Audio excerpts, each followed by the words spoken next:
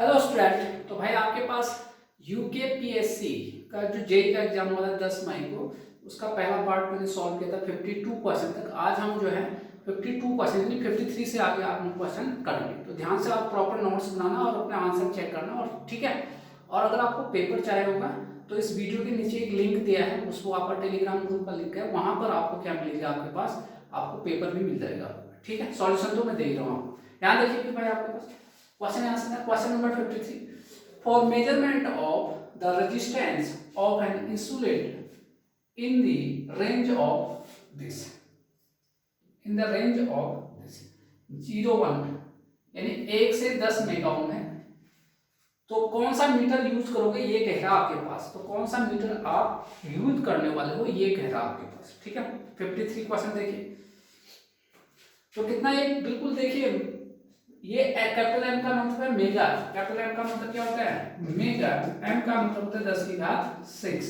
तो ये काफी हाई ऑर्डर का है। 1 से 10 मेगा 10⁶ मीटर ओम का आपका रजिस्टर मेजर करना है। तो क्या करें, देखिए पोटेंशियोमीटर से तो आप नहीं कर सकते। व्हीटस्टोन ब्रिज से आप मीडियम रेजिस्टेंस मेजर करते हो, ये तो मेगा ओम है। मैक्सवेल ब्रिज से आप इंडक्टेंस मेजर करते हो, तो क्या बचा आपके पास, मेगा ओम मीटर।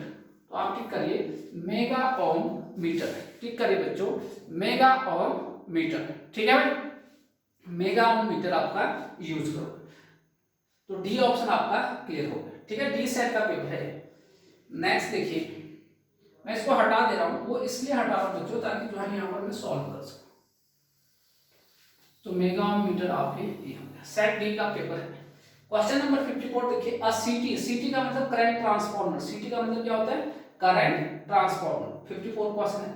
अ सीटी ऑफ, रेटिंग कितनी है इसकी, यहां देखिए इसकी रेटिंग देखोगे बच्चों, तो इसकी रेटिंग है 100 एम्पियर्स 5 एम्पियर। ये सेकेंडरी करंट 5 एम्पियर और प्राइमरी कितना है 100 ampere is used along with a 5 ampere ammeter. तो ये किसके साथ यूज कर रहे हैं, एक एमीटर के साथ।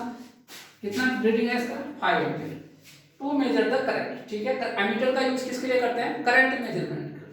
If ammeters reading is 4 ampere, आप कह रहे हैं कि यदि एमीटर, जैसे तो फुल रेट इसकी कितना है इसका, एमीटर 5 एम्पियर तक मैक्सिमम जा सकता है, लेकिन कितना मेजर करा है इसने, 4 एम्पियर मेजर करा। तो लाइन करंट क्या होगा ये पूछ रहे। तो लाइन करंट आपका क्या होगा ये पूछ रहे, आपके पास ये ऑप्शन दिया है। ध्यान से देखिए बच्चे, रेटिंग आपका सीटी का ये है 100 एम्पियर और कितना है 5 एम्पियर। 100 एम्पियर और 5 एम्पियर आपके पास। ठीक है, कितना रीड करा इसने 4 एम्पियर, करना कितना चाहिए था 5 एम्पियर करना था, तो 4 करा।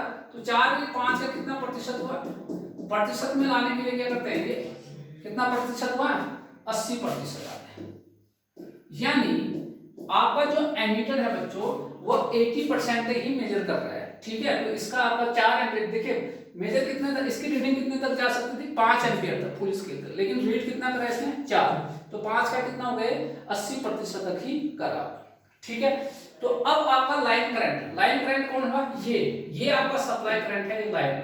ये देखिए जो प्राइमरी वाला होता है वो लाइन करंट होता है। तो लाइन करंट कितना मेजर करेगा ये आपका, देन लाइन करंट कितना होगा ये कह रहा है। सेकेंडरी तो देख लिया, सेकेंडरी वाला तो कितना मेजर करा इसने, है 5 रेटिंग, लेकिन कितना मेजर करा 4 ही। तो आप कितना परसेंटेज मेजर करा इसने 80%, तो इसका भी कितना मेजर करेगा 80% ही मेजर करेगा। ठीक है, तो लाइन करंट, तो ये आसान क्वेश्चन है। लाइन करंट बराबर कितना है टोटल 100 का कितना मेजर करना है इसने 80% ही मेजर कर रहा है। तो कैंसिल आउट हो गया, तो कितना हो गया 80 एम्पियर। है कोई ऑप्शन में 80 एम्पियर है आपके पास ऑप्शन में, देखिए आपके पास कौन सा ऑप्शन है, बी ऑप्शन है बच्चों। कौन सा ऑप्शन है, बी ऑप्शन। ठीक है, चलिए नेक्स्ट क्वेश्चन, इसको भी हटा देते हैं। हाँ लिख लिया, बिल्कुल अच्छे से टिक करना। नेक्स्ट क्वेश्चन 55 है, द कंट्रोलिंग टॉर्क, ये कह रहा है कि भाई कंट्रोलिंग टॉर्क के बारे में, the controlling torque of an electrical instrument to, controlling torque क्या होता है ये कह रहा है। देखिए आपके पास 3 टाइप के आपका, एक तो होता है डिफ्लेक्टिंग टॉर्क, ठीक है, एक कंट्रोलिंग और तीसरा डैम्पिंग टॉर्क। डिफ्लेक्टिंग से जो आपका जो रीडिंग है स्केल है उसको डिफ्लेक्ट किया जाता है। ठीक है, कंट्रोल से उसको कंट्रोल किया जाता है और क्या फिक्स रीडिंग पे लाने के लिए, और डैम्पिंग से जो आपका ऑक्सीलेशन होता है उसको डैम्प आउट किया जाता है। तो कंट्रोलिंग टॉर्क आपको पता ही है, TC बराबर क्या होता है, K थीटा होता है नहीं होता है, TC बराबर क्या होता है, K थीटा। थीटा क्या है यहाँ पर, थीटा आपका डिफ्लेक्शन होता है, क्या होता है, डिफ्लेक्शन।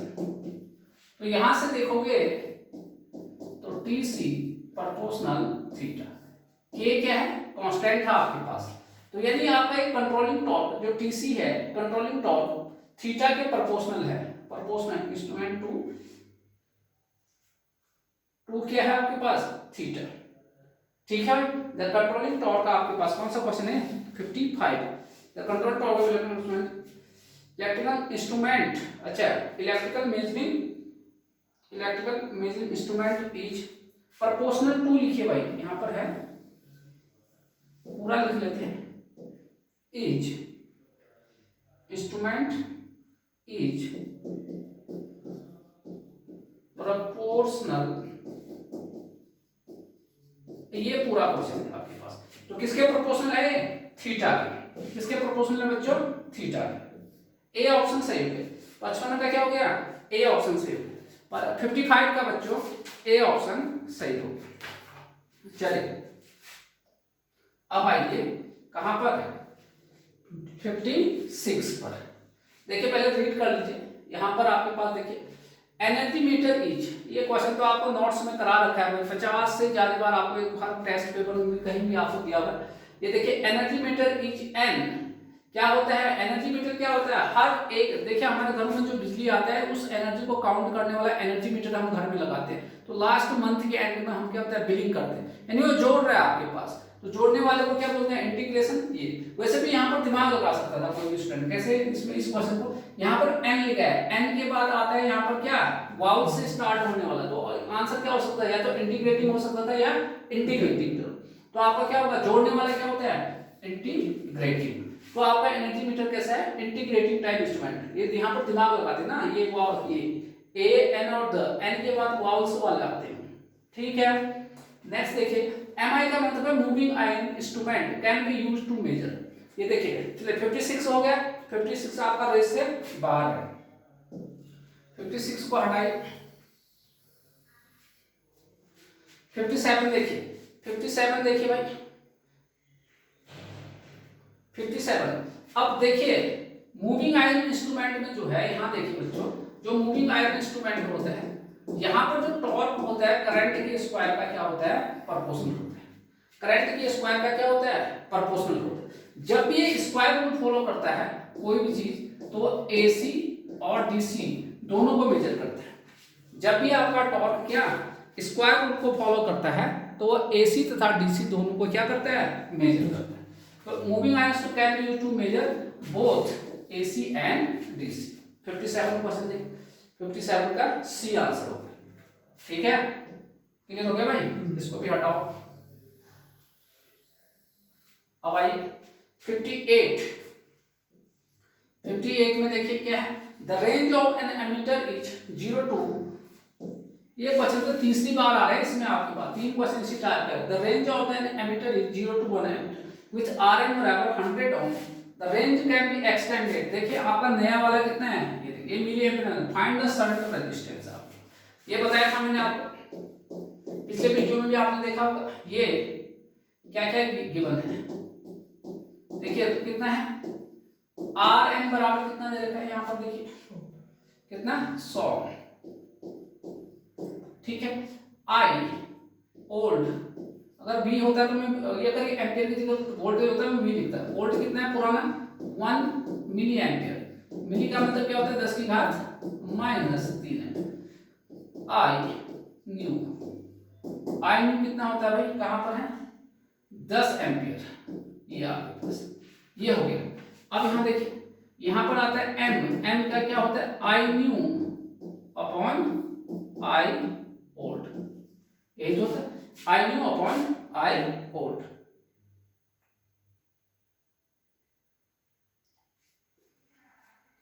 देखिए I न्यू का मान कितना है बच्चे, 10 अपॉन 10 की घात -, तो M का मान कितना आ गया, 10 की घात 4 आ गया, यानी 1 2 3 4 ये आ गया आपके पास।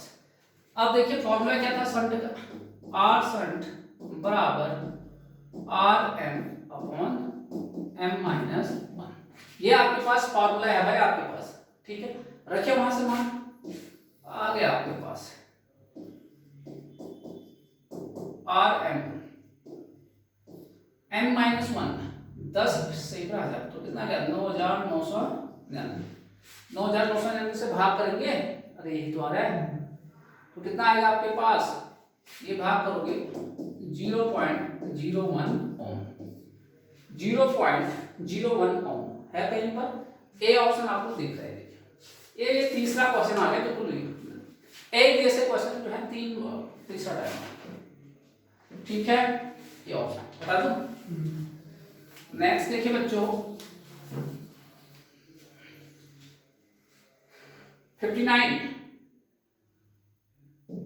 क्या कर, electrodynamic type of instrument can be used to measure. Electrodynamometer type instrument का यूज किसके लिए करते हैं, ये मेजरमेंट का क्वेश्चन, ये आपके नोट्स में करा रखा है आपके सारे क्वेश्चन। इलेक्ट्रोडायनामोमीटर टाइप का यूज किसके लिए करते हैं, ये पूछा। ये भी आपका क्या करता है, स्क्वायर रूल फॉलो करता है, एसी और डीसी होता है, तो ये आपके पास दोनों करंट को क्या करता है, इलेक्ट्रोडायनामिक एसी और डीसी दोनों को आपको क्या करता है, मेजर करता है। तो सी ऑप्शन, ठीक है। इसका टॉर्क भी स्क्वायर रूल को क्या करता है, फॉलो करता है। सी ऑप्शन को टिक करिए। 59 भी आपका रेस से बाहर।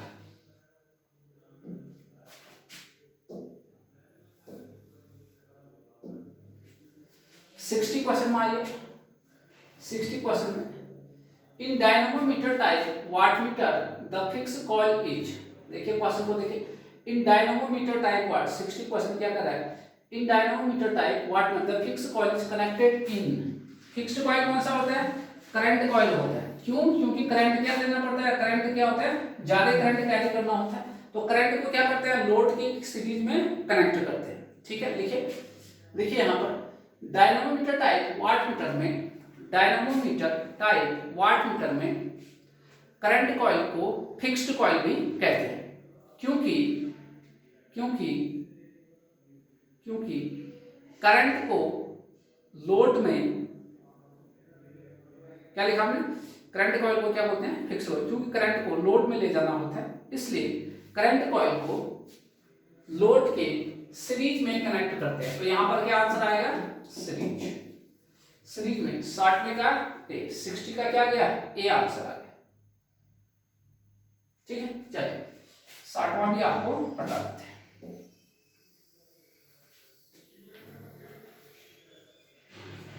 61 क्वेश्चन देखिए बच्चे, in a single phase energy meter, एक सिंगल फेज एनर्जी मीटर है आपका, single phase energy meter to obtain the deflecting torque, अगर आपको डिफ्लेक्टिंग टॉर्क क्या करना है, प्राप्त करना है, current in the pressure coil must lag the supply voltage, तो आपका जो प्रेशर कॉइल में जो करंट है उसे आप सप्लाई वोल्टेज से, उसमें भी दोनों के बीच में क्या फेज डिफरेंस होगा, ये, ठीक है। एक्चुअली ये देखिए आपके पास आपको पढ़ाया है सब चीजें, सिंगल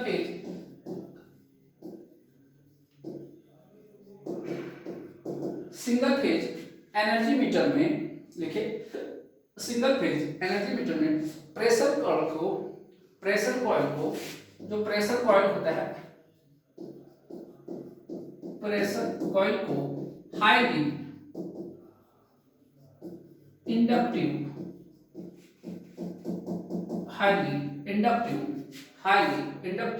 बनाया जाता है, ताकि जो फेज शिफ्ट है वो अप्रोक्सीमेटली कितना आ जाए आपका 90 डिग्री, ताकि फेज शिफ्ट अप्रोक्सीमेटली 90 डिग्री है। अब क्योंकि हाईली इंडक्टिव है तो ये क्या होगा, लैग होगा, इंडक्टर का नेचर क्या करता है, लैग, तो आंसर क्या होगा, ये। आपका रीडिंग सही देते हैं ना, इसलिए लैगिंग बनाया जाता है। आपको पूरा पढ़ाया आपके पास, ये स्टेटमेंट में जो नोट्स में मैंने बनाया था बिल्कुल वही हिसाब जो आपको क्लास में पढ़ाया वही। तो 61 का क्या आ गया, ए आंसर आ गया। अर्थात देखिए कितना लिखा, अर्थात आई ए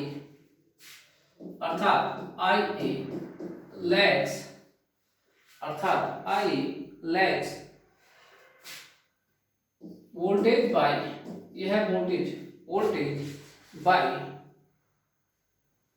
90 डिग्री। इसे ही बोलते हैं, दैट इज, इसे बोलते हैं लेग एडजस्टमेंट। इसका नाम क्या है, मैंने यही सेंटेंस लिखा है, that is leg adjustment, that is leg adjustment. क्या बोलते हैं इसे, लेग एडजस्टमेंट। लिख लिया भाई, लेग एडजस्टमेंट, ये पूछता है। चलिए नेक्स्ट क्वेश्चन क्या होता है, तो हटाने से इसकी जरूरत नहीं है क्योंकि नहीं तो बहुत सारा कंफ्यूजन हो जाएगा, इसलिए इसको डिलीट करना है ज्यादा। चलिए आइए नेक्स्ट देखिए, megger is an instrument used to measure. Megger का यूज किसके लिए करते हैं, बता सकते भाई। Megger is an instrument measure to use, क्या करता है, बहुत ज्यादा हाई रेजिस्टेंस को मेजर करने के लिए किसका यूज किया जाता है, बताए, मेगर का। देखिए मेगर का यूज इंसुलेशन रेजिस्टेंस को, मेगर का यूज इंसुलेशन रेजिस्टेंस को मेजर करने के लिए किया जाता है। और इंसुलेशन का रेजिस्टेंस क्या होता है, बहुत ही ज्यादा है, तथा इंसुलेशन का रेजिस्टेंस वेरी हाई होता है।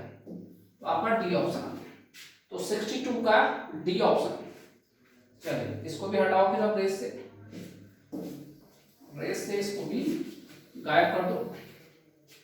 आइए 63 क्वेश्चन में आइए बच्चों, what is the main reason of creeping. Creeping का आपको बताया था, ठीक है।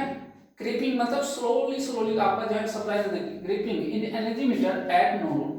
क्रीपिंग का मेन रीजन क्या है, कह रहा है आपको, ये ऑप्शन दिया, high voltage across the potential coil, over compensation, stay magnetic और मैकेनिकल कॉइल्स।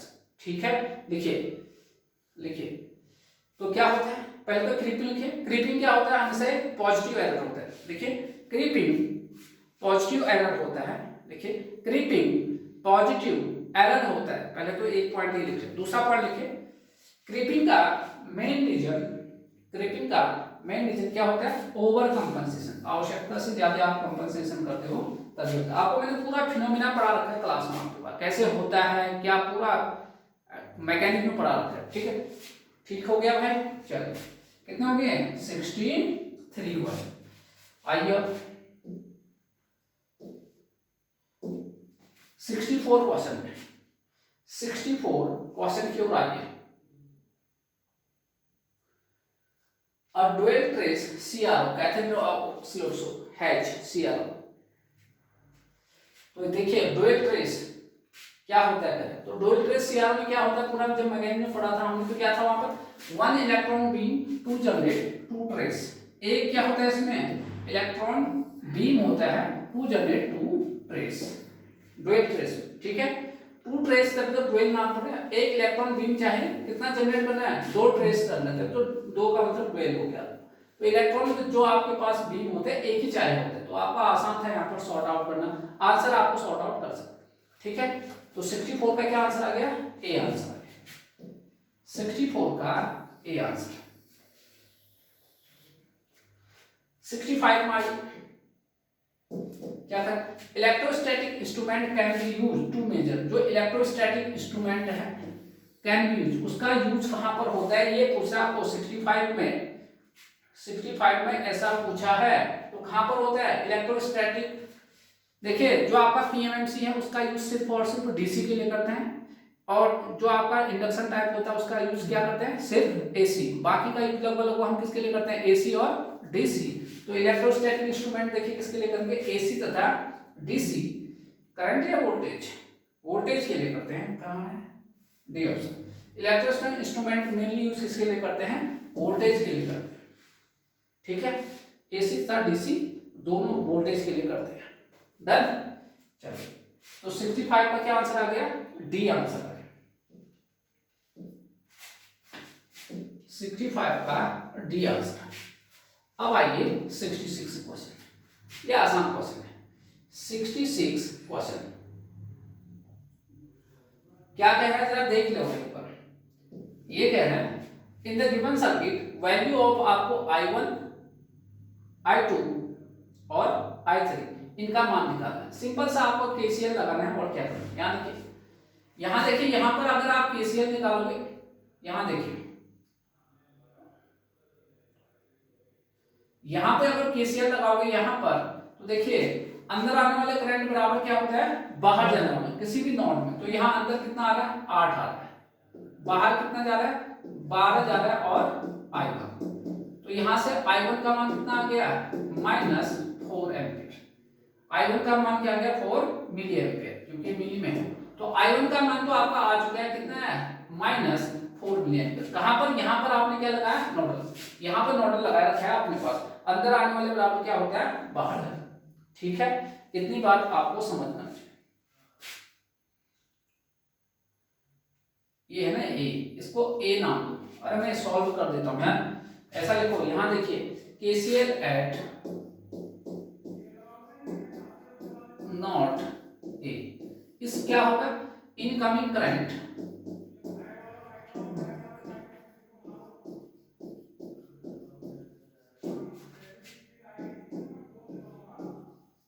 बराबर आउटगोइंग करंट, किसी भी नॉट पर है ये फॉर्मूला है। तो अंदर आने वाले करंट बराबर बाहर। तो अगर देखें ए नॉट पर, देखिए 8 अंदर आ रहा है, बाहर कौन जा रहा है, 12 मिली एम्पीयर जा रहा है, और I1 जा रहा है।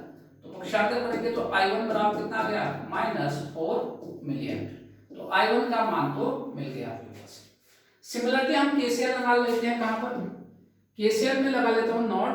यहां देखिए ये तो ए नाम की है, ऐसे में और नाम देता हूं, चलिए इसको बी नाम देता हूं और इसको सी नाम देता हूं। ठीक है, तो केसीएल एंड नॉट बी पे लगाओ, तो अंदर आने वाले करंट कौन है, सिर्फ 9 है, बाहर जाने वाले 8 और I2। यहां देखिए केसीएल एट नॉट बी, तो लगाइए आप, यहां भी अंदर आने वाले करंट बराबर बाहर जाने। तो देखेंगे 8 प्लस बाहर जाने वाले करंट कौन कौन है, एक 8 है और दूसरा I2 है। अंदर आने वाला करंट कौन है, केवल 9 मिली एम्पियर है। तो I2 बराबर 8 मांगा तो कितना गया, 1 मिली एम्पियर। तो I2 भी आपको मिल गया। सिमिलरली एक और काम कर लेते हैं, KCL at node C. Node C पे देखिए आपका अंदर आने वाले करंट कौन कौन से हैं, अच्छा ये 12 एम्पियर मिली एम्पियर, यहाँ आ रहा है 12 मिली एम्पियर। तो अंदर आने वाले कौन से हैं इसमें, इस वाले नोड में, यहाँ तो लगा लिया आपने, यहाँ पे अंदर आने I3 प्लस 12 बराबर 9, I3 प्लस 12 बराबर 9, तो I3 बराबर -3 मिली एम्पियर, ये आ गया I3 बराबर -3 मिली एम्पियर। देखिए कौन सा ऑप्शन मैच कर रहा है आपको, ए ऑप्शन मैच कर रहा है क्या, ए ऑप्शन, ये देखिए I1 का मान ये है, I1, हाँ ए ऑप्शन आपका फिक्स हो गया। क्या आंसर आया, ए ऑप्शन आपको क्लियर हो गया। ठीक है, कर लिया, चलिए नेक्स्ट क्वेश्चन।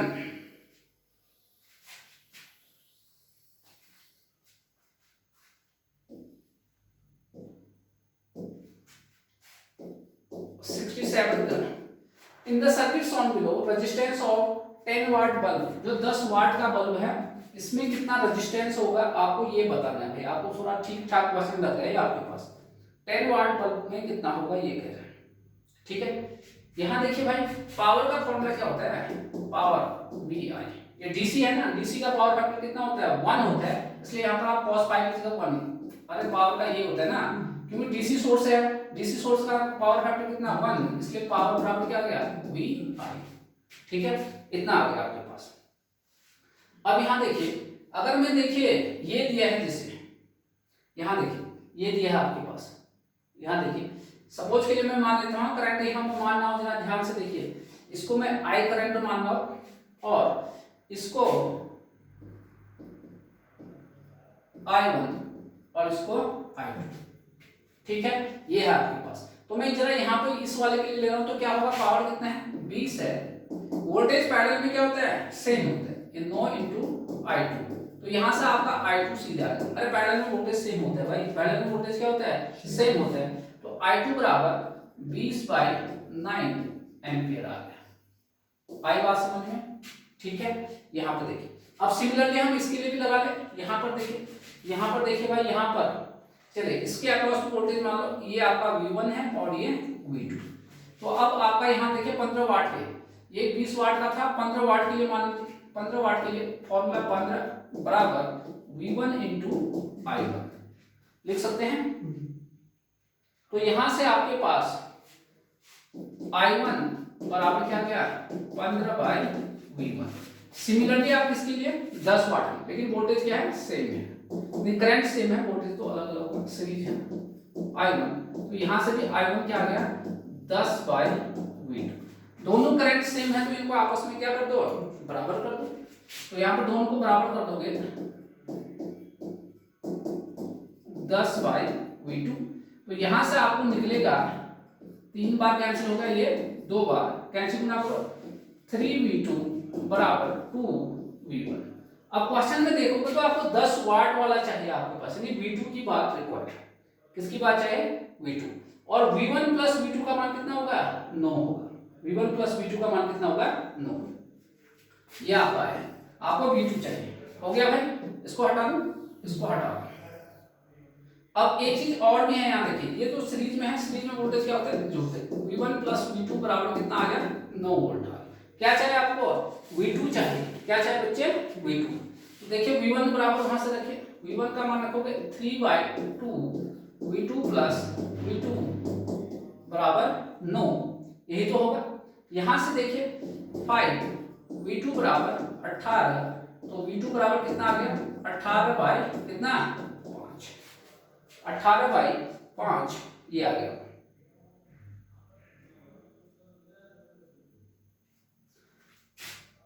कितना गया 3.6 वोल्ट आ गया। ठीक है, इतना आपके पास आ गया। अब आपको चाहिए क्या V2 आ गया, I1 चाहिए आपके पास, इसको भी हटाए। तो I1 यहां से निकालिए, ये हटा दे रहा हूं। तो I1 का मान वहां से निकालिए, ये आपका ये यहां देखिए। तो I1 बराबर 20 है, तो I1 बराबर 10/3.6 है। I1 बराबर 10/3.6 ये आ गया आपके पास। अब R निकालिए, R बराबर क्या होगा, R बराबर यहाँ का R निकालना है, R बराबर क्या होगा ओम्स लॉ लगाइए V2/I1।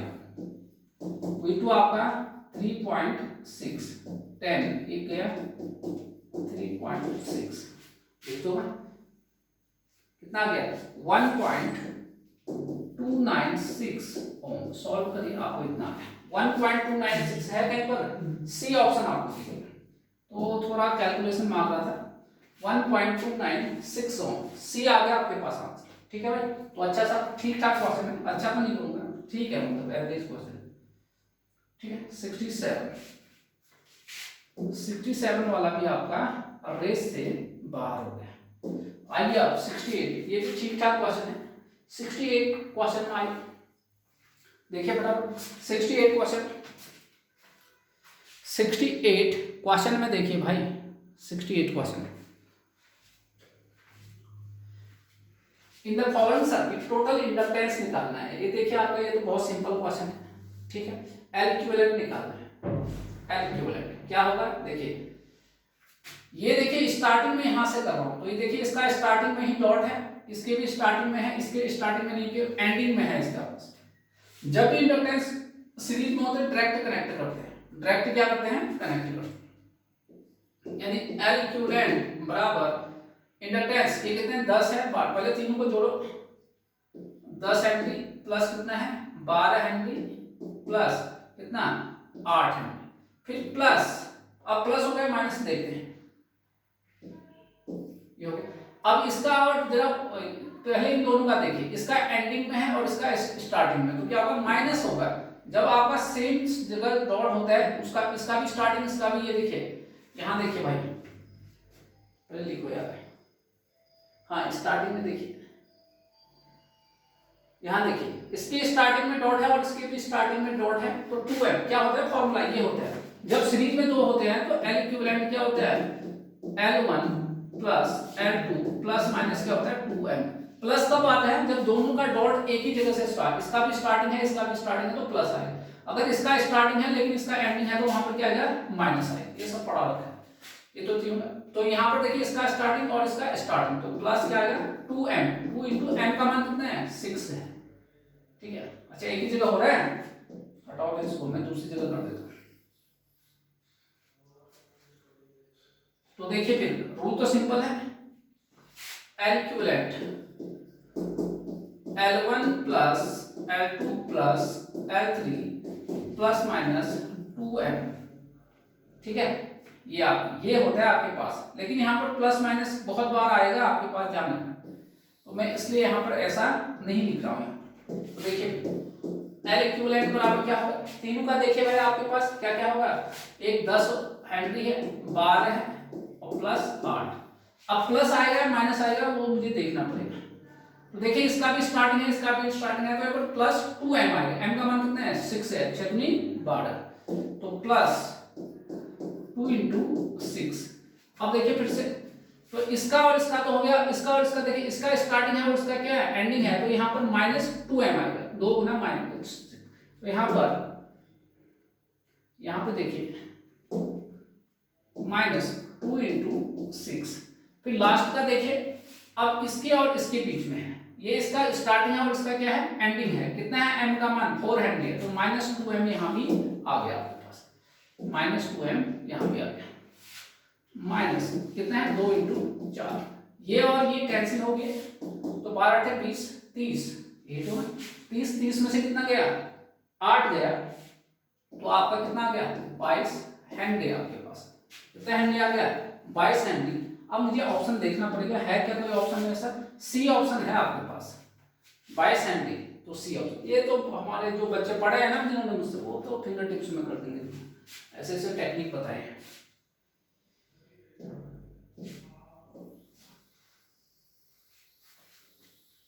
नेक्स्ट क्वेश्चन देखिए बच्चों, यूनिट्स ऑफ मैग्नेटिक फ्लक्स, किस किस का यूनिट निकालना है, नंबर 1 तो मैग्नेटिक फ्लक्स, फ्लक्स ये होता है, फ्लक्स को किसमें मेजर करते हैं वेबर में।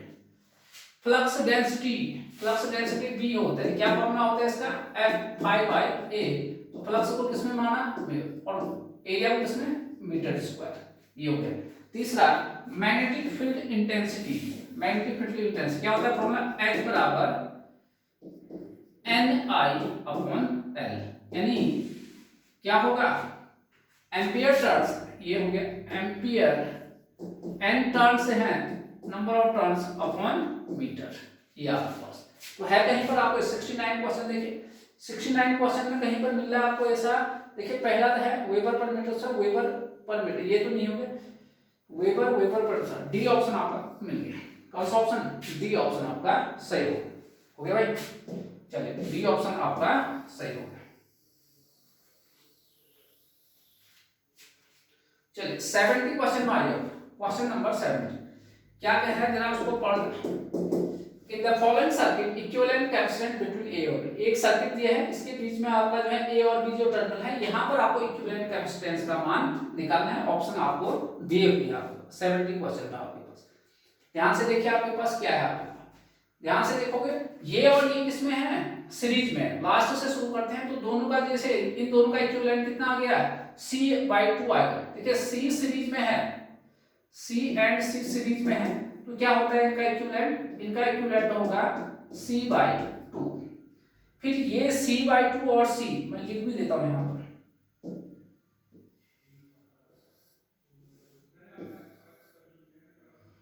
तो C/2 हुआ C/2। अब ये C/2 और ये C किसमें है पैरेलल में, तो इनका जो नेक्स्ट इक्विवेलेंट आएगा दोनों पैरेलल में है, पैरेलल में क्या होता है जुड़ जाता है, तो कितना आ गया 3/2C, क्या आ गया 3/2C आ गया। तो यहां पर देखिए इन दोनों का इक्विवेलेंट आ गया 3/2C, ये देखिए 3/2C।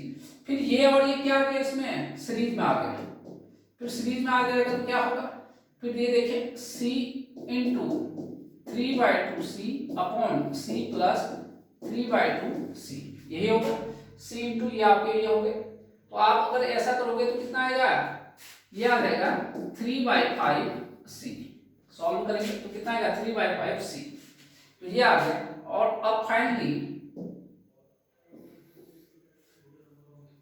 देखिए बच्चों, आपका डायग्राम ऐसा बन गया, देखिए कितना 3/5 c, यानी आपको 0.6 c आया है। अब ये और ये दोनों किसमें हैं, सीरीज में, सॉरी पैरेलल में है, तो c आपके पास c आ गया, आपके पास जो इक्विवेलेंट है, आप यहाँ पर मानिए c इक्विवेलेंट, ये दोनों सीरीज में है, तो बराबर c प्लस 0.6, तो कितना गया 1.6 c। 1.6 c दिख रहा है आपको कहीं पर, दिख रहा होगा कहीं, बी ऑप्शन आपको दिख रहा है, बी ऑप्शन आपको। तो जब भी कभी आपको इस प्रकार के प्रॉब्लम सॉल्व हो तो हमेशा लास्ट से करा जाता है, ठीक है। चलिए नेक्स्ट देखिए बच्चों,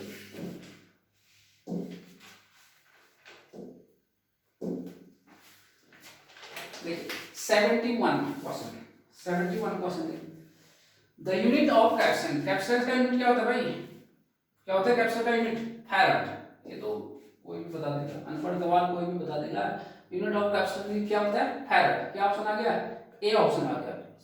नेक्स्ट देखिए, the direction of AC current, AC current का डायरेक्शन क्या होता है, एसी क्वांटिटी क्या होता है, वो एक क्वांटिटी होता है जो समय के साथ अपना मैग्नीट्यूड और डायरेक्शन दोनों क्या करते हैं, चेंज करते हैं, उसे क्या करते हैं, यानी आपको एक पीरियोडिकली जो है एसी होता है, देखिए एसी है, ये देखिए एसी, यानी एक पीरियड के बाद अपने आप को क्या कर रहे हैं, चेंज करते रहते हैं, पीरियोडिकली क्या कर रहे हैं, रिवर्स अपना डायरेक्शन। एक निश्चित समय के बाद जो है, देखिए इस समय के बाद अपना डायरेक्शन ये प्लस में है, यहाँ पर फिर देखिए इस समय के बाद फिर से अपना डायरेक्शन चेंज कर, फिर डायरेक्शन, यानी पीरियोडिकली अपने डायरेक्शन को क्या करता है, चेंज कर। The direction of AC current is keeps changing, सिर्फ चेंज होने से नहीं होगा बल्कि पीरियोडिकली चेंज करता है, कीप्स रिवर्सिंग, चेंज नहीं करता बल्कि रिवर्स करता है, direction AC current can not be found is keeps reversing, ये देखिए बिल्कुल क्या हो रहा है, रिवर्स होते रहते हैं। लिखिए एसी क्वांटिटी का डायरेक्शन पीरियोडिकली रिवर्स होता है, पीरियोडिकली रिवर्स होते रहते हैं। कहां गया, इसमें है रिवर्स वाला कोई ऑप्शन, हाँ कीप्स रिवर्स,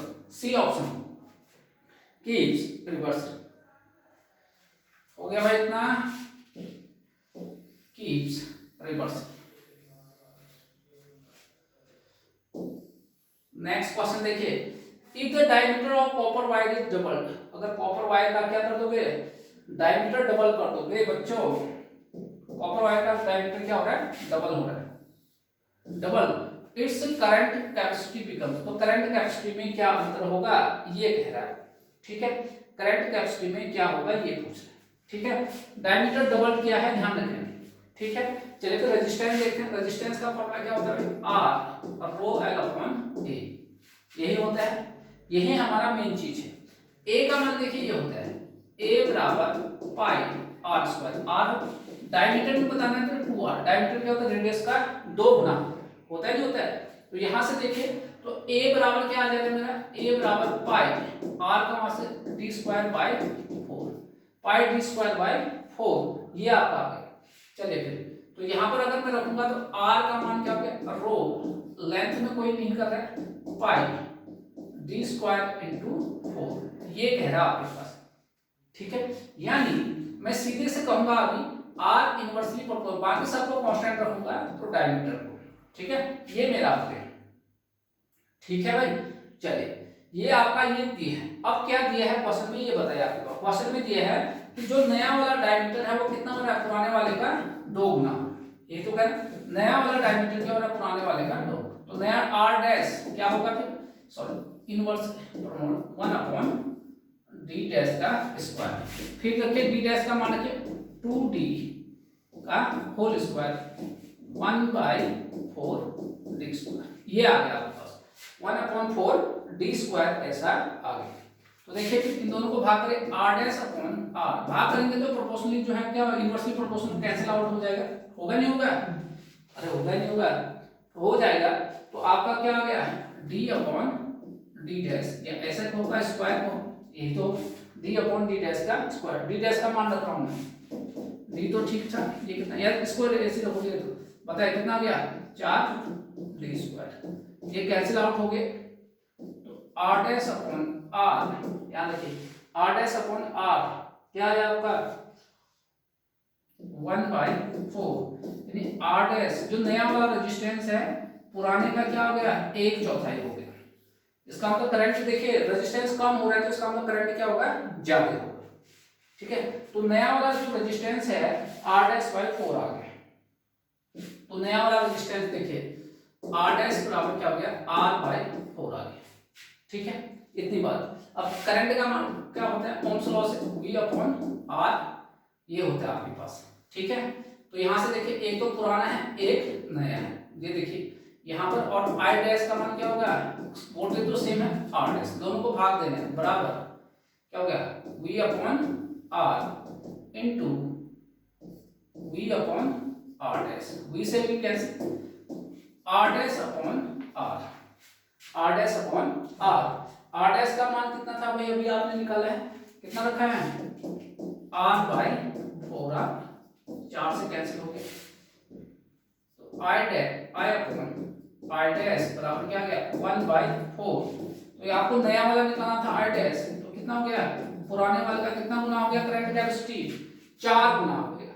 तो कितने गुना हो गया, 4 गुना। तो जब डबल करा तो बच्चों ये कितना हो गया, 4 गुना हो गया। कहां पर है, 4 टाइम्स आपके पास, बी ऑप्शन हो गया, क्या हो गया बी ऑप्शन।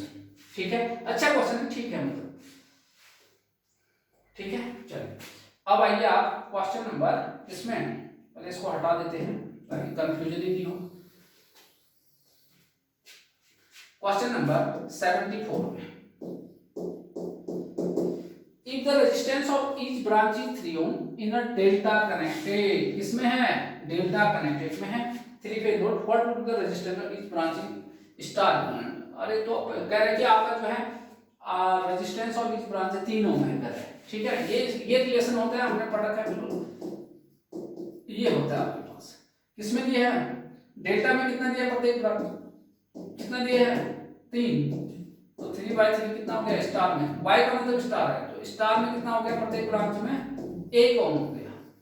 कितना ओम हो गया 1 ओम। तो आप ध्यान से देखिए आपके पास ऑप्शन आपको मिलने होंगे, कौन सा ऑप्शन बैठ रहा है जरा ध्यान से देखिए, ए ऑप्शन आपको टिक करना है। ए ऑप्शन आपका क्या हो गया, सही हो गया भाई आपके पास आया। इतनी बात आपको ध्यान रखिएगा, इतना क्लियर रहना चाहिए। हो गया डन।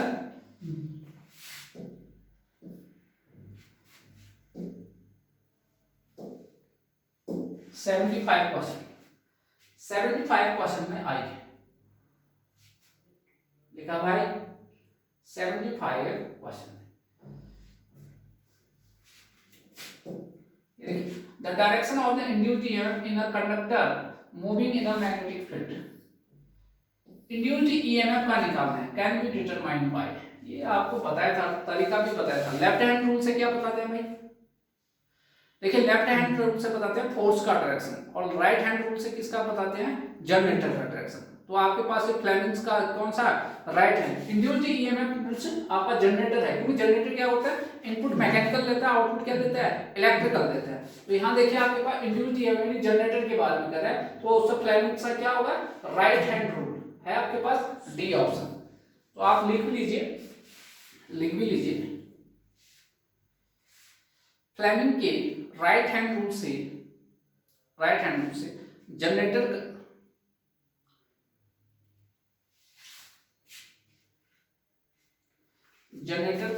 जनरेटर के बारे में बताया जाता है, जबकि फ्लेमिंग के लेफ्ट हैंड रूल से मोटर के डायरेक्शन के बारे में बताया जाता है। मोटर का डायरेक्शन पे फोर्स टॉर्क उनके बारे में। ठीक है, 75% रेस से बाहर।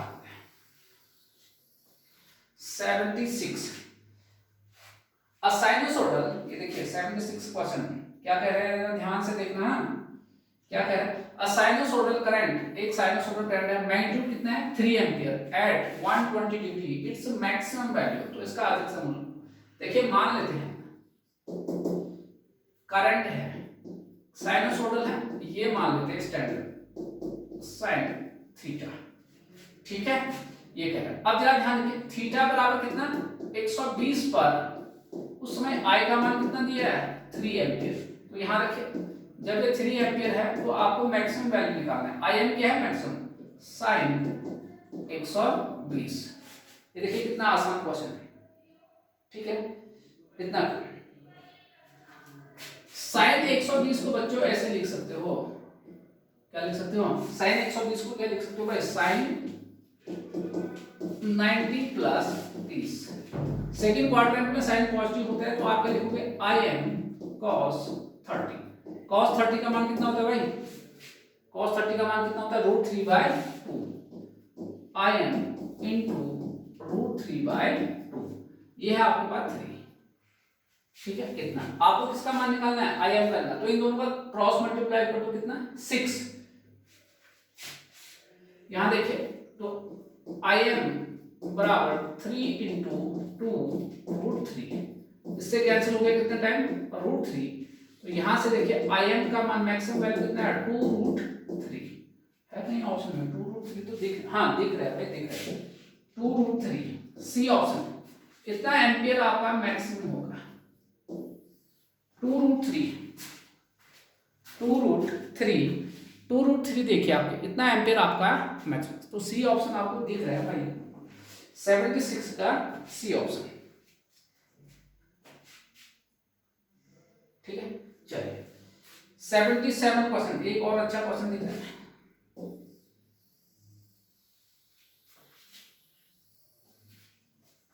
ठीक, 77 इन अ 3 phase system V Y N का मतलब है न्यूट्रल। ये phase two neutral phase voltage है आपके पास, ये 100 एंगल -120 वोल्ट है। और दूसरा ये देखिए B, ये Y फेज है, B फेज है, न्यूट्रल मतलब ये फेज वोल्टेज है। न्यूट्रल के रेस्पेक्ट में जो भी वोल्टेज होता है बच्चों, वो कौन सा वोल्टेज होता है? Phase voltage. ये 100 एंगल 120 है। What is Y V Y, यानी अब लाइन वोल्टेज आपको निकालना है। कौन सा वोल्टेज निकालना है? लाइन वोल्टेज आपको निकालना है। आई बात समझ में? ये थोड़ा फेजर वाला कॉन्सेप्ट है आपके पास। ठीक है, चलिए इसको मैं बताता हूं थोड़ा अच्छे से, ध्यान से देखना है, इसको अच्छे से नोट करना है। ठीक है, आपके पास क्या क्या दिया है देखिए, V Y N ये दे रखा है आपको 100 एंगल -120 वोल्ट, और दूसरा दे रखा है V Y भी दे रखा है, V Y भी दे रखा है, ये दे रखा है 100 एंगल 120, ये दे रखा है। आपको क्या निकालना है? V Y, ये लाइन क्या फॉर्मूला होता है? वोल्टेज उच्च voltage V Y minus V। अरे V A B को क्या लिखते हैं? V A minus V B, ये तो लिखते हैं। ये आपके पास आ गया। ये किसके रेस्पेक्ट में है? न्यूट्रल। ये भी आपका न्यूट्रल, या तो V Y लिखो या भाई V Y N का मतलब ही V Y है, वैसे V Y B का मतलब है V B। आपके सॉरी आप क्या V सॉरी भाई, यहाँ पर कितना था? YN और VBN था। इसको आप N न लिखे VB भी लिख सकते हैं। ठीक है, ये आ गया आपके पास। तो आप यहां पर देखिए, ठीक है, तो लिखे यहां पर, तो 100 कॉमन ले आए, इसको लिखोगे VYN, तो यहां पर क्या बचेगा? माइनस, दोनों से ले आए कॉमन, माइनस क्या हो गया? 120, ये आ गया। कितनी बात आई? फिर क्या रूल लगाओगे? CIS rule. CIS यानी पहले साइन कॉस लेना है, फिर आपका इमेज नहीं आता, फिर क्या आता है? साइन आता है। CIS रूल से मैं इसको खोलने वाला, बराबर 100 क्या है? कॉस। कॉस के अंदर अगर माइनस भी हो तो प्लस ही बनाता है, माइनस जे साइन 120। जे के अंदर अगर माइनस हो तो ये बाहर आ जाता है। ठीक है, फिर माइनस आ गया cos 120, प्लस तो होगा, प्लस जे साइन 120 होगा, लेकिन इससे माइनस हो जाएगा तो ये जे साइन 120। यहां देखिए आपको कुछ टर्म कटते जाएंगे, आपके पास ये आ गया, ये दोनों कट गए। तो यहां से देखिए 100 माइनस लीजिए, माइनस बाहर ले आओ, इसका भी माइनस और इसका भी माइनस, क्या हो गया? इनटू 2j साइन 120 आ गया। फिर इतना आपको ध्यान रखना है। साइन 120 का मान भी आया था आपका √3/2, तो ये आ गया आपका माइनस 200। कितना है? इसको सॉल्व करो, माइनस 200 जे साइन का क्या होता है √3/2 तो बराबर माइनस 100 √3g इतना वोल्ट आ रहा है।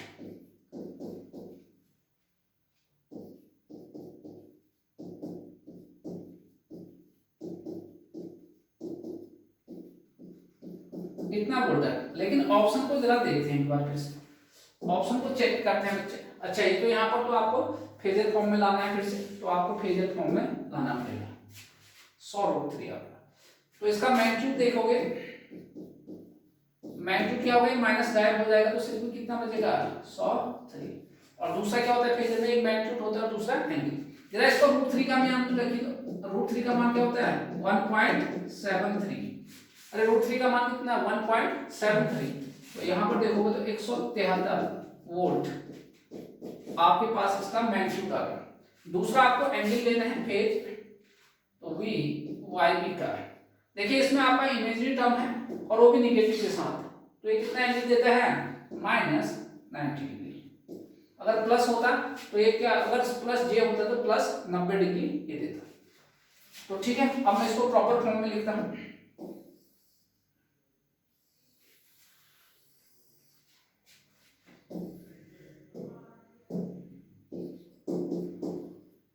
तो कितना है 173 एंगल -90, इतना वोल्ट आ गया लाइन वोल्टेज 173 ये आपके पास। तो काफी अच्छा खासा कैलकुलेशन करा दिया इसने आपके पास। तो देखिए आपको कोई ऑप्शन मैच हो रहा है ऐसे, जल्दी देखिए भाई।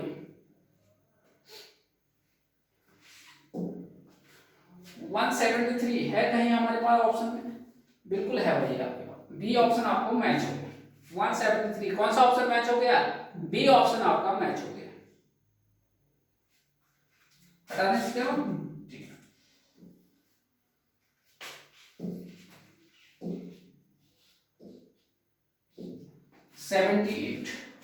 ये तो बहुत फेवरेट क्वेश्चन रहता है, हर बार का क्वेश्चन रहता है ये, यूपीसी एंड जेईई आए थे ये क्वेश्चन। देखिए if the length of a wire of resistance R is uniformly stretch, खींच दिया मेरा एक समान रूप से, कितने टाइम तो खींचोगे, अगर तार को खींचोगे तो लंबा होगा, तो क्या हो गया तार को लंबा हो गया कितना ओरिजिनल लेंथ का n गुना हो गया।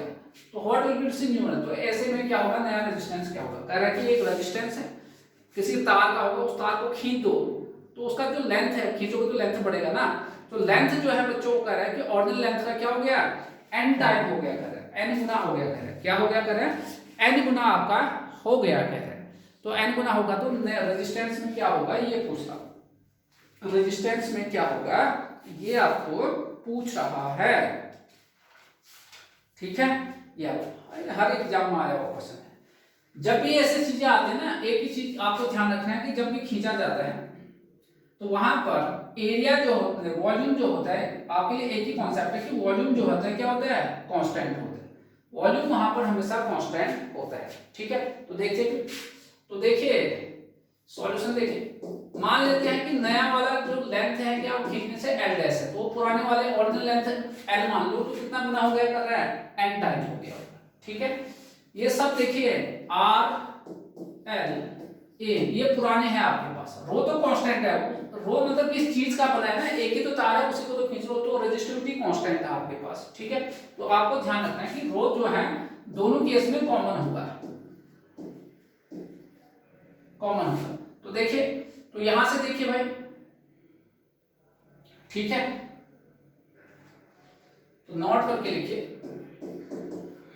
जब किसी भी वायर को स्ट्रेच किया जाता है या कंप्रेस किया जाता है, स्ट्रेच या कंप्रेस किया जाता है, वॉल्यूम कांस्टेंट है, तो वी डैश आपका नया वाला है, वी क्या है पुराना वाला, ये क्या होता है एरिया इनटू लेंथ, ये क्या है एरिया इनटू लेंथ। तो ए डैश नया क्या है NL, ये A इंटू L, एक गुना है, तो A डैश बराबर क्या हो गया, L से L कैंसिल कर दो बराबर A बाई N, नया वाला जो एरिया है A बाई N। तो रेजिस्टेंस देखिए पुराना वाला है आपका R बराबर रो L अपॉन A, नया वाला है R dash rho L dash upon A dash. Rho तो कॉमन है, ये NL है, ये A बाई एन, एन ऊपर आ गया, आर डैश बराबर rho L N square upon A, तो R dash upon R, A ये आर है और ये आर डैश, भाग करो इन दोनों को, rho L upon N square upon A, R का मान देखो फटाफट, आर का मान क्या, रो एल अपॉन ए, रो से रो कैंसिल, एल से एल कैंसिल, ए से ए, तो नया वाला जो है N square R, N square गुना हो जाएगा, क्या हो जाएगा, नया वाला जो रेजिस्टेंस होगा पुराने वाले रेजिस्टेंस का क्या हो जाएगा, एन स्क्वायर गुना हो जाएगा। तो देखिए आपके पास इक्वेशन तो हर बार आता है, एन स्क्वायर आर है कहीं पर, ये देखिए आपके पास बी ऑप्शन आपको मिल गया भाई, बी ऑप्शन आपको मिल गया।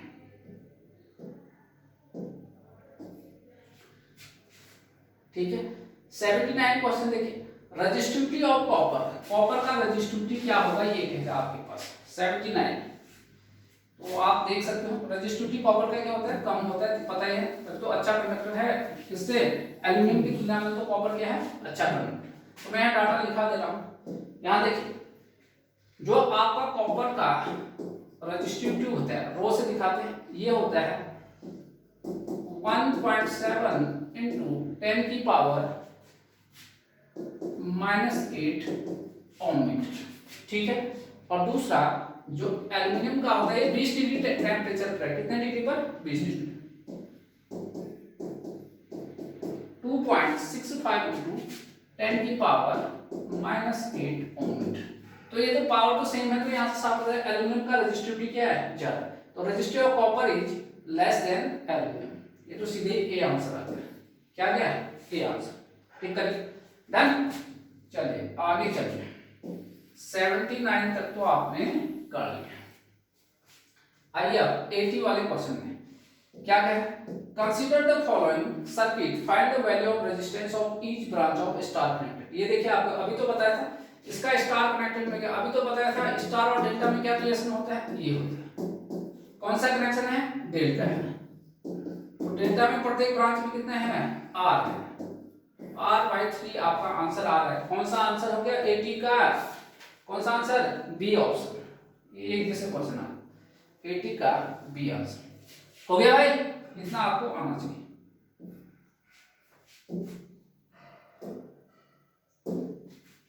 आइए अब यहाँ 81 में आइए बेटा, 81 क्वेश्चन में आइए, 81 क्वेश्चन में देखिए आपके पास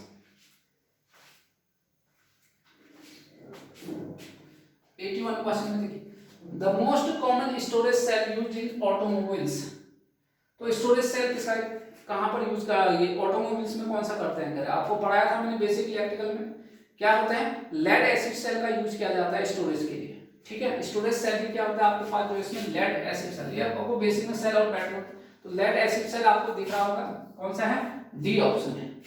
नेक्स्ट देखिए, नेक्स्ट देखिए भाई, लिख लिया फटाफट देखिए,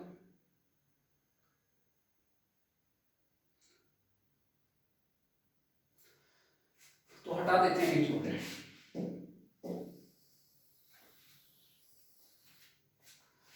व्हेन अ कैपेसिटर, यहां देखिए 81 82 देखिए, when a capacitor is charge to full voltage by a DC source, the value of current is, current का मान क्या होगा ये पूछ रहा है भाई। देखिए डीसी सोर्स को ब्लॉक करता है कैपेसिटर, क्यों, क्योंकि ये होता है रिएक्टेंस, डीसी के लिए फ्रीक्वेंसी का मान क्या होता है, 0, तो इसका मतलब एक्सपी यहां पर रखोगे तो 0 आ गया, 0 से भाग करेंगे। इनफाइनाइट रिएक्टेंस का मतलब होता है क्या है, ओपन सर्किट, क्या होता है, ओपन सर्किट। अब आपका करंट देखिए, करंट बराबर क्या होगा, V अपॉन XC, तो V अपॉन इनफाइनाइट बराबर कितना आ गया, 0 करंट, यानी आपका कैपेसिटर क्या करता है, डीसी को क्या करता है, ब्लॉक करता है। तो when a capacitor is charge to a full voltage by a DC source, तो डीसी का फ्रीक्वेंसी कितना, 0, then the value of current is कितना होगा, कितना आया, 0 करंट। 82 का लिखिए ए आंसर, 82 का ए आंसर। चलिए आइए आप आपके पास 83, if in a parallel plate capacitor, 83 देखिए, if in a parallel plate capacitor a dielectric slab is introduced, parallel plate capacitor है, ये देखिए पैरेलल प्लेट कैपेसिटर है ये, ये है, इसका फॉर्मूला क्या होता है शुरू में, ये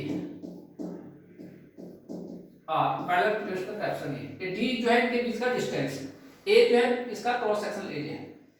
अब क्या कर रहे हैं, इस वाले जो पैरेलल प्लेट कैप्शन है बच्चों, इसमें आपने इंट्रोड्यूस कर दिया है, इंट्रोड्यूस आपको जो है डाइलेक्ट्रिक स्लैब रख दिया, यहाँ पर कोई स्लैब रख दिया आपने, डाइलेक्ट्रिक स्लैब रख दिया है आपके पास, ठीक है। तो आपका कुछ उसका क्या होगा, परमिटिविटी होगा, तो उस समय आपका जो नया वाला सी होगा उसमें क्या असर होगा, ये तो देखते हैं। तो सी डैश बराबर क्या होगा, A epsilon not epsilon R, अब ये नहीं होगा, नहीं नहीं नहीं नहीं, इसको हटाओ। अब तो क्या है, इसका स्लैब है, स्लैब का कुछ ना कुछ क्या होता है, परमिटिव होता है, ये डी, डी तो वही रहेगा आपके पास। यहां देखिए, ठीक है, पहले ध्यान से देख लीजिए,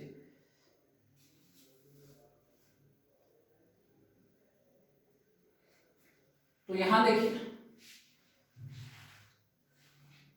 ए एप्सिलॉन, यहां पर ई आर का मान क्या होगा, 1 होगा, क्योंकि एयर मानोगे तो आपके पास सिर्फ सी आएगा, ए एप्सिलॉन नॉट क्या आएगा, डी, ए एप्सिलॉन नॉट क्या आएगा, डी आ गया। अब यहां पे देखिए सी डैश में क्या आएगा, यहां पे देखिए इसको क्या लिखना है, ए एप्सिलॉन नॉट एप्सिलॉन वो पदार्थ का, ठीक है, मटेरियल का, अपॉन यहां पर रिलेटिव परमिटिविटी आपका 1 नहीं होगा, ध्यान रखिए, डी। इन दोनों को जरा ध्यान से देखिए आप, यहाँ पर रिलेटिव परमिटिविटी क्या होगा, एप्सिलॉन आर, देखिए एयर का क्या होता है, epsilon not upon epsilon not, cancel हो गया, 1 हो गया। इन दोनों को ध्यान से देखिए, ध्यान से देखोगे तो यहाँ पर ये टर्म एक्स्ट्रा है, तो यहाँ पर ये क्या हो गया, बढ़ गया है इसके रेस्पेक्ट में। तो जैसे स्लैब डाला उसका कैपेसिटेंस का मान क्या हो गया है, इंक्रीज हो गया। देखिए ए एप्सिलॉन नॉट है, लेकिन ई आर, यहाँ पर ई आर का मान एयर के लिए कितना होता है, 1, लेकिन मटेरियल के लिए जो स्लैब के लिए ई आर का एप्सिलॉन आर का मान जो है 1 नहीं होता। तो क्या होगा आपके पास ये, तो नए वाले केस में कैपेसिटर का मान क्या हो गया है, बढ़ गया है। अब पूछा क्या है, if in a parallel plate capacitor a dielectric slab is introduced the potential difference, हमें वोल्टेज के बारे में पूछा है, क्या होगा क्या, तो कैपेसिटर बढ़ गया है इतना तो पता है हमें, कैपेसिटर क्या हुआ है, बढ़ गया है। जैसे अब वोल्टेज के लिए आ गया भाई, आपने पढ़ा होगा, पूरा पढ़ाया था, Q बराबर क्या है, सी वी, तो V आपका जो है चार्ज अगर कांस्टेंट हो तो C। यहाँ देखिए ये पुराना है, नए वाले बेस में देखिए 1/C, ये क्या हो रखा है, बढ़ रखा है, तो इसका मतलब ये क्या होगा, अरे नया वाला कैपेसिटर क्या हो गया, बढ़ गया था ना, तो ये आपका वोल्टेज क्या हो गया, डिक्रीज हो जाएगा। तो आपका है कहीं पर डिक्रीज आपका ऑप्शन। तो इतना दिमाग लगाना है आपके पास, इतना तो आना चाहिए इलेक्ट्रिकल इंजीनियर होने के नाते।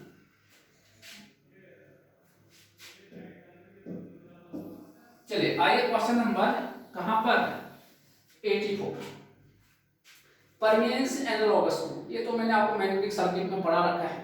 परमियंस, ये यहां देखिए परमियंस क्या होता है, 1/रिलक्टेंस, कंडक्टेंस क्या होता है, 1/रेजिस्टेंस, रिलक्टेंस और रेजिस्टेंस क्या होते हैं, सेम होते हैं आपके पास। तो इसका मतलब परमियंस और कंडक्टेंस दोनों क्या है, एक दूसरे के एनालॉगस, एक जैसे हैं। ये है आपके पास परमियंस 1/रिलक्टेंस है, रिलक्टेंस और रेजिस्टेंस एक दूसरे के एनालॉगस होते हैं, और आपके पास परमियंस और कंडक्टेंस क्या होते हैं, तो परमियंस एनालॉगस टू किसका, conductance, C option, conductance C option आपका क्लियर। 84 भी हो गया आपके पास। चलिए 85 को आए,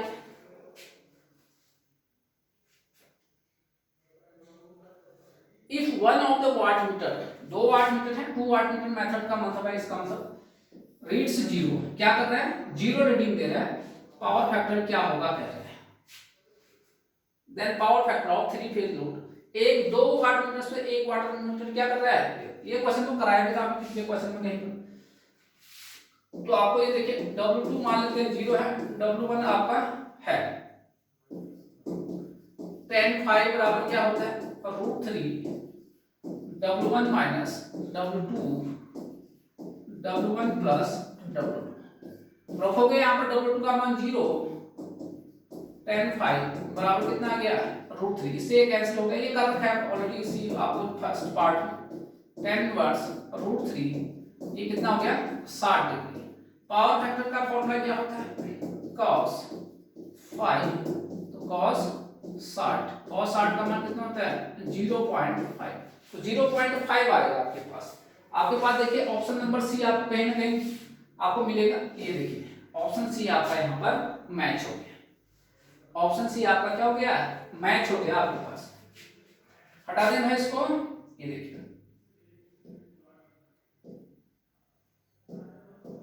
ठीक है। चलिए अब नेक्स्ट देखिए,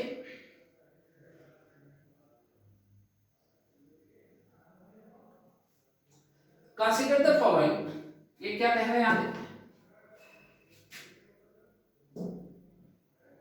हैंग हो गया क्या। Consider the following figure v बराबर V M sine omega T, I बराबर I M sine omega T minus कितना है theta. Find the average power, आपको निकालना है एवरेज पावर, आपको भाई एवरेज पावर निकालना है।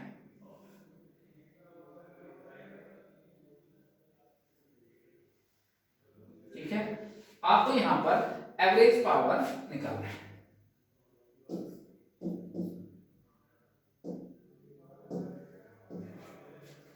एवरेज पावर आपको निकालना है। चलिए पहले क्वेश्चन कर लीजिए, निकाला,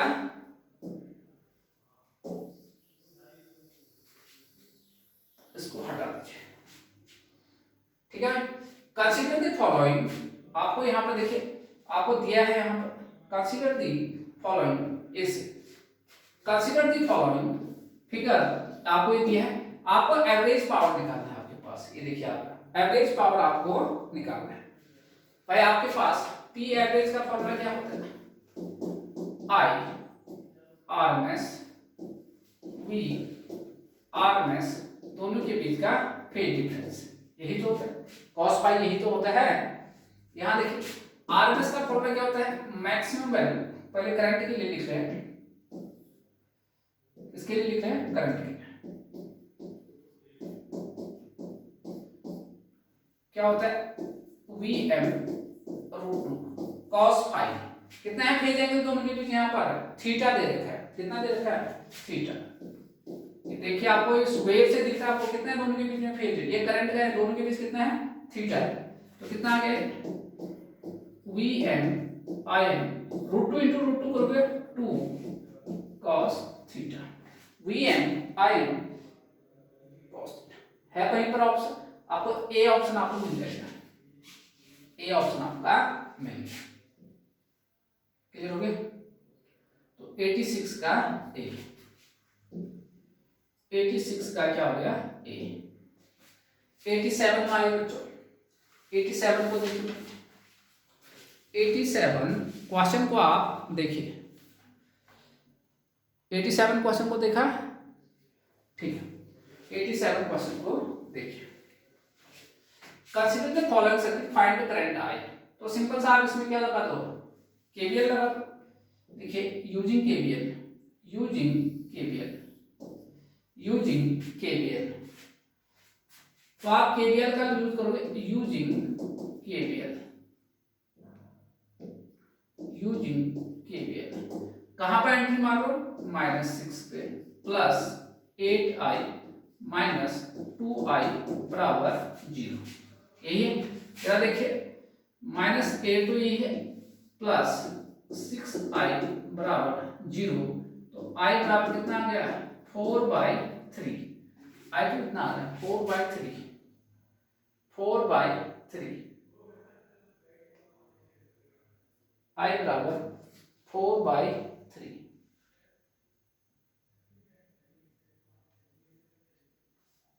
अरे यार एक गलती हो गया, अच्छा ये 6 है भाई, इतना ये 6 है, सॉरी सॉरी, ये तो 6 है, तो ये हो गया, तो आई बराबर सीधे 1 एम्पियर आ गया ना, कहाँ इतना लगेगा, आई बराबर ये 1 एम्पियर, आई बराबर 1 एम्पियर है, कहीं पर आपको दिख रहा है, ए ऑप्शन में आई बराबर क्या हो गया 1 एम्पियर, सिंपल सा क्वेश्चन, आई बराबर 1 एम्पियर। चलिए 88 क्वेश्चन में आइए, 86 तो हो गया, 88 में आइए, ये देखिए टू साइनसोइडल करंट्स, ये आपके पास अच्छा क्वेश्चन है, ध्यान रखिए। I1 and I2 are given as under, I1 का मान ये दिखा है, I2 का मान ये दिखा है, frequency of both and phase difference between I1। अच्छा ठीक, दो साइनसोइडल करंट्स दिया गया है जिसका नाम क्या है I1 और I2, जिसका नाम बच्चों I1 और I2 है, गिवन एज अंडर। I1 का मान ये दिया है और I2 का मान ये दिया है। फ्रीक्वेंसी ऑफ बोथ, दोनों का फ्रीक्वेंसी तो सेम ही है, वो निकालना है, एंड फेज डिफरेंस बताना है। यार ये क्वेश्चन तो आसान है, ये अच्छा नहीं आसान क्वेश्चन है, I1 एंड I2। ठीक है भाई, चलिए फटाफट 88 में देखिए फटाफट, देखिए इन दोनों को देखिए, करंट ये है और ये होता है भाई किसी sign omega T plus minus five. अगर आपके पास कोई भी चीज है, आपके पास सपोज करो करंट मान लिया कोई एक्स क्वांटिटी है, कोई सपोज के ये एक्स क्वांटिटी है, एक्स एम मान लेते हैं इसे, ठीक है, एक्स क्वांटिटी है और इसे मैं मान लेता हूं ये इसका मैक्सिमम वैल्यू है, तो ये आपका फ्रीक्वेंसी हो गया। फ्रीक्वेंसी किसमें लाना है, हर्ट्ज। तो देखिए ओमेगा टी, तो तुलना करो, ओमेगा बराबर देखिए कितना है 314, ओमेगा 2 पाई एफ बराबर 314, तो फ्रीक्वेंसी क्योंकि हर्ट्ज में लाना है तो 314 अपॉन 2 पाई, यही आएगा 314 अपॉन 2 पाई। मान रखिए 2 से कैंसिल करोगे तो कितना आएगा 157, ये क्या रहा 22 गुना 7। तो यहां से आप फ्रीक्वेंसी देखिए आपका निकाले, तो फ्रीक्वेंसी लगभग 49.95 आ रहा है। इसे आप अप्रोक्सीमेट करोगे बच्चों तो लगभग कितना आ गया 50 हर्ट्ज। 50 हर्ट्ज दिया है क्या कहीं पर, एक यहाँ पे दिया है, हाँ 50 हर्ट्ज दे रखा है। तो फ्रीक्वेंसी आपने नोट कर लिया, फ्रीक्वेंसी कितना है 50। दूसरा आपको पूछ रहा है क्या, फेज शिफ्ट, फेज डिफरेंस पूछ रहा है, तो 50 हर्ट्ज तो आ गए। अब फेज डिफरेंस देखिए, अगर इन दोनों को देखिए फेज डिफरेंस यहाँ पे देखिए, तो फेज डिफरेंस क्या है, इसका है π/4, डिफरेंस कितना है -π/4, ये हो गया आपका फेज डिफरेंस पाई, तो बराबर कितना आ गया 2π/4 बराबर कितना गया π/2 आपका फेज डिफरेंस आ रहा है, कितना आ रहा है π/2। तो आपका 50 हर्ट्ज और सी ऑप्शन आपका क्लिक हो गया। कौन सा ऑप्शन, सी ऑप्शन तो आपका सी आ गया, सी ऑप्शन तो सही हो गया। अच्छा फेज डिफरेंस को आप ऐसे भी कर सकते थे, देखिए फेज डिफरेंस को निकालने का तरीका मैंने बताया था तुम लोगों को, एक तो ये हो गया, दूसरा तरीका ये भी बताया था।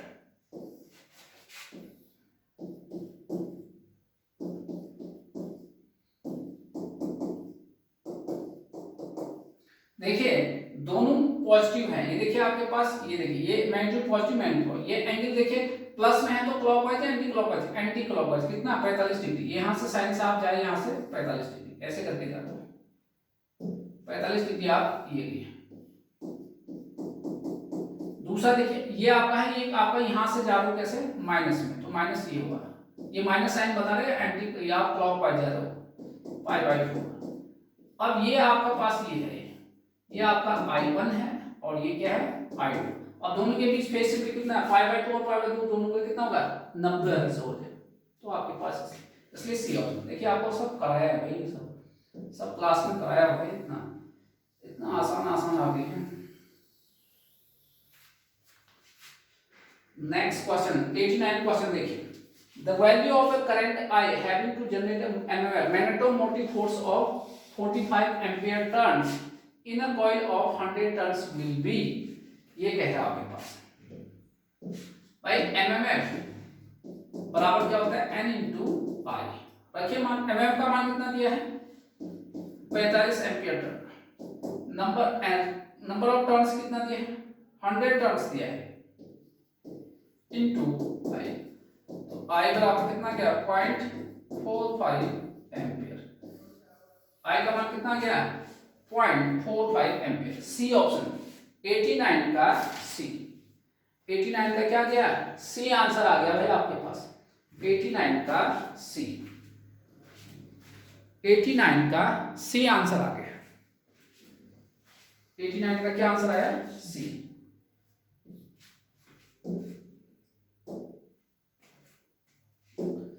90%। देखिए ये फिर से क्वेश्चन आसान आसान क्वेश्चन आ रहे हैं।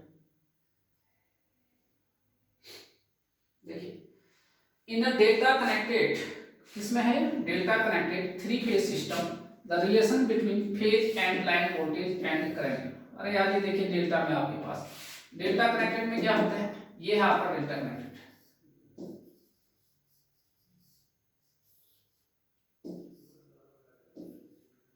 ये आपका है लाइन वोल्टेज, ये आपका लाइन करंट, ये आपका फेज करंट, और ये आपका है फेज वोल्टेज। तो एक चीज पता चल रहा है डेल्टा में, देखिए डेल्टा में क्या है, लाइन करंट, लाइन वोल्टेज और फेज वोल्टेज क्या होते हैं, बराबर है, और लाइन करंट फेज करंट का क्या है, √3 टाइम होता है। ठीक है, ये ढूंढिए अब आपके पास क्या आंसर है। यहां देखिए, ये देखिए आपके पास सी ऑप्शन दिख गया आपके पास, लाइन करंट, लाइन वोल्टेज और फेज वोल्टेज सेम है, लाइन करंट ये होता है। ठीक है, एन आइडियल वोल्टेज सोर्स, कल ही बताया था आपको लास्ट लेक्चर में प्रीवियस आपके पास, आप वोल्टमीटर और उसके बारे में डिस्कस हुआ था। आइडियल वोल्टेज सोर्स क्या होगा, ये कह रहे हैं आइडियल वोल्टेज सोर्स का रिप्रेजेंटेशन देखिए ये है,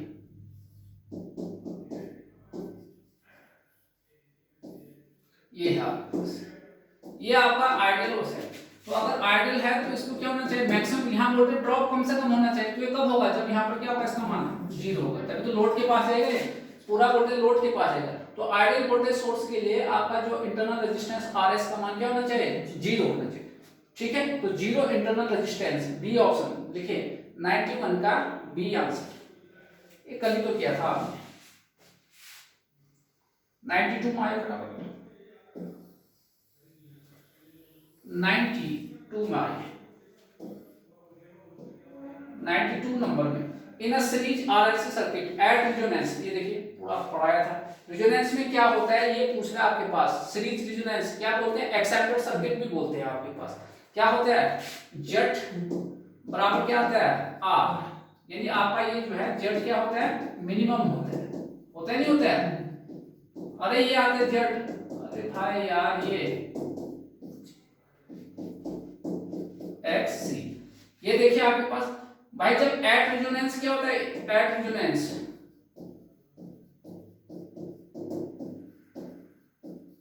इमेजरी ऑफ Z बराबर क्या होता है, 0। तो इसका मतलब Z बराबर क्या आ गया, R, जो कि आपका क्या है, Z का मिनिमम मान, ये आ गया आपके पास। तो impedance is minimum, impedance is minimum, देखिए आपके पास 92 का इम्पीडेंस इज मिनिमम। ठीक है, कर लिया, ये भी हो गया था। इससे बाहर कितने क्वेश्चन हो गए, 92। पढ़िए फटाफट क्वेश्चन, 93 क्वेश्चन को पढ़िए, 93 क्वेश्चन को देखिए।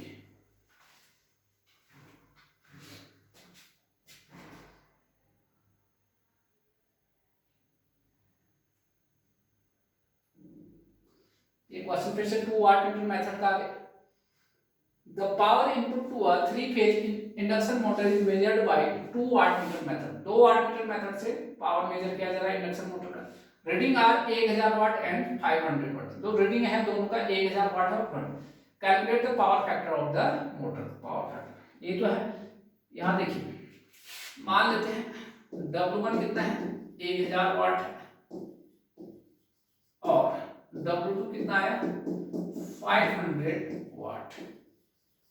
भाई आपको पता ही है tan phi बराबर क्या होता है, √3 W1 minus W2 W1 plus, तो tan phi बराबर √3 कितना है, 1000 माइनस 500 कितना आ गया, 1000 प्लस 500। तो यहां से देखिए √3 इंटू 500 अपॉन 1500, कैंसिल करिए 3, तो ये आ गया 1/√3। तो tan phi बराबर 1/√3, तो phi का मान कितना, 30 डिग्री आ गया। पावर फैक्टर का फॉर्मूला क्या होता है, cos पाई। रखिए cos कितना 30 डिग्री, cos 30 का मान कितना होता है ये पूछ रहा आपके पास, ठीक है। कितना लिखा भाई, cos 30 का मान होता है बच्चे 0.866, ये होता है 0.86। आप ऑप्शन में देखो तो आपको कोई ऑप्शन मैच नहीं होगा आपके पास। देखिए आपके इसमें से कोई भी 0.86 के आसपास नहीं है आपके पास, तो आप कहोगे कि हमारा पावर फैक्टर जो है 0.86 होना चाहिए, तो इसका आंसर होगा आपका नन ऑफ देयर। तो आपको ये नंबर सबको मिलेंगे क्योंकि यहाँ पर आपका आंसर मैच है, ठीक है। नन ऑफ दिया है, चारों में से कोई आंसर आपको मैच नहीं कर रहा है 93 का, ठीक है। चलिए तो ध्यान रखिए आपके पास 94 में देखिए क्या है, 94 माइल। ये क्वेश्चन देखिए भाई, अब फ्लक्स ऑफ कितना आपको दिया है, फ्लक्स दिया है भाई, यहाँ पर मैं आपको इसको सॉल्यूशन भी तुरंत यहीं पर करा दूं। फ्लक्स कितना दिया है आपको, d फाई का मान दिया, फ्लक्स कितना दिया आपके पास 0.5 milliweber, links with the coil of 400 turns, turn को n से लिखते हैं, कितना हो गया 400, ठीक है। If the flux is reversed in 0.2 second, time कितना है 0.2 सेकंड में उल्टा कर दिया। Determine the average value of the individual voltage, individual voltage का आपको मान निकालना, क्या होता है E बराबर क्या होता है, फैराडे लॉ से n d phi by dt, ये आपके पास होता है। फैराडे और लेंज लॉ दोनों क्या होते हैं, सेम आते हैं। तो अगर मुझे मैग्नीट्यूड लेना होगा तो मैं सिर्फ क्या लूंगा, यहाँ पर ये माइनस क्या हो जाएगा, गायब हो जाएगा। चलिए n का मान कितना है 400, d फाई का मान कितना है 0.5, मिली का मतलब 10 की घात -3, 0.2, 400 आपके पास ये आ गया। आया भाई, सॉल्व करो इसको, अरे सॉल्व करो।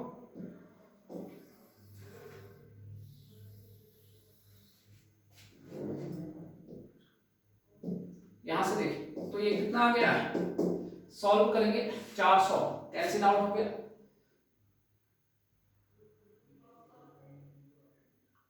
सॉल्व करेंगे कितना आ गया 1 वोल्ट आ गया। कितना आ गया बच्चे 1 वोल्ट है, नहीं दिख नहीं रहा मुझे 1 वोल्ट के, not a, none of the above, कोई नहीं है इसमें, none of the above. 1 volt आ रहा है, कैलकुलेशन देखिए 1 वोल्ट आना चाहिए आपके पास, आ रहा है 1 वोल्ट। देखिए आपके पास दोनों से कैंसिल करिए, 1 वोल्ट ही आ रहा है आपके पास, कितना आ रहा है 1 वोल्ट आ रहा है, कैंसिल। 94 क्वेश्चन आपका रेस से क्या हो गया बाहर हो गया। आइए 95 क्वेश्चन, 95 क्वेश्चन, ये अच्छा क्वेश्चन है आप लोग को लिए, अच्छा है। Determine the total MM, magnetomotive, MM का फॉर्मूला क्या होता है n इंटू आई। यहां देखिए ये और ये एक दोनों को अपोज कर रहे हैं, यहां पर आएंगे मिलेंगे कैंसिल आउट करेंगे। देखिए तो मैं इसको लिख लेता हूं, यहां देखिए मैं इसको लिख लेता हूं n1, सॉरी मैं इसको लिख लेता हूं, इसको 1, इसको देता हूं मैं 2 mmf2 और इसको mmf3। तो देखिए mmf1 क्या है n इंटू 1, n का मान कितना है 200 इंटू 1, कितना आ गया, कितना आ गया भाई 200। और ये कहां जा रहा है, ऊपर की ओर जा रहा है, ये दिया है डायरेक्शन तुम्हें नहीं निकालना है, यहां पर दिया है mf2 बराबर, ये भी देखिए आपके पास, अच्छा यहां पर देख रहे हैं, हाँ यहां पर है भाई, ये कितना आ गया 240। अरे भाई बिल्कुल बिल्कुल, यहां देखिए ये और ये 240, mf2 कितना है 240 आ रहा है, पहले देख लीजिए यार 240, ठीक है। तो ये भी कहां आ रहा है ऊपर की ओर है, इसका डायरेक्शन भी कहां है ऊपर। mf3 ये देखिए कितना होगा 600 गुना 0.6, तो कितना हो गया 360, किस डायरेक्शन में है, इस डायरेक्शन में। अब सबको क्या कर दो, जोड़ दीजिए। तो एक रेस डायरेक्शन वाले को सब जोड़िए फटाफट। यहां देखिए, यहां देखिए जरा इन दोनों को देखिए, ये आगे आएंगे ना, ये कैंसिल आउट हो जाएंगे, 1 और 2 आपस में कैंसिल आउट हो जाएंगे। देखिए आपके पास एक्चुअली डायरेक्शन है, जरा ये देखिए, यहीं पर दिमाग लगाना है तुम्हें। ये देखिए एक्चुअली में इस डायरेक्शन में है, यहां देखिए थोड़ा सा ये इस डायरेक्शन में है, और ये इस डायरेक्शन में आ रहा है, ठीक है। अब एक जैसे सबको जोड़िए, नेट एमएम तो हमें निकालना है उसके साथ है। तो अगर आप इस साइड को आप ले लो प्लस 360 प्लस 240, अगर आप इस डायरेक्शन को पॉजिटिव ले लो तो इस डायरेक्शन को क्या लोगे, माइनस। तो कितना आ गए, कितना आ रहा है भाई, 360 प्लस 240 कितना आ रहा है,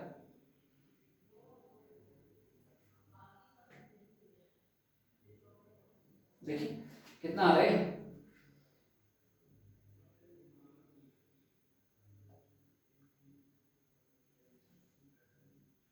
360 या अच्छा रुके, यहां पर डायरेक्शन गलत हो गया, नहीं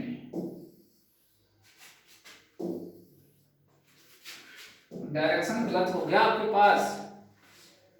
डायरेक्शन के साथ जोड़ने हैं भाई आपके पास, कहां पर देखिए एमएमएफ, ये देखिए यहां देखिए, सिर्फ यहां देखिए भाई, गलत नहीं करना है, कॉन्सेप्ट बिल्कुल गलत नहीं करना है।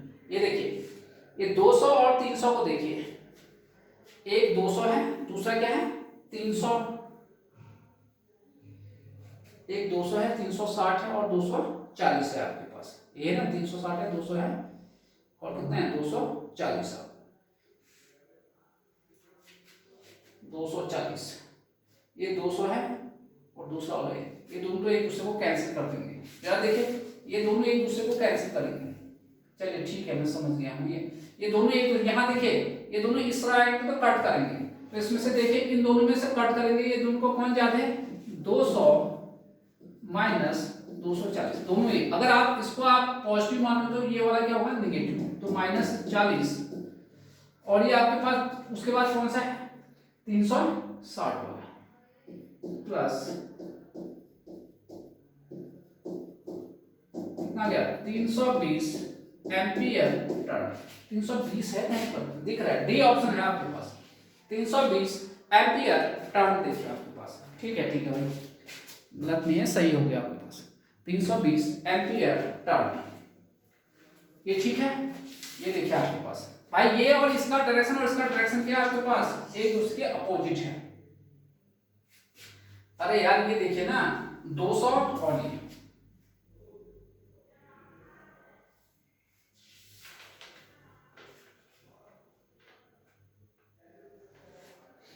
ये देखिए ना, ऐसे करके देखिए, यहां से देखिए ऐसे करके समझ में आ गया। ये देखिए इन दोनों का डायरेक्शन 1 और 3 का डायरेक्शन सेम है, 1 और 3 का डायरेक्शन क्या है, सेम है, 1 और 3 का डायरेक्शन सेम है, इसलिए 1 और 3 को मैंने पॉजिटिव में लिया है।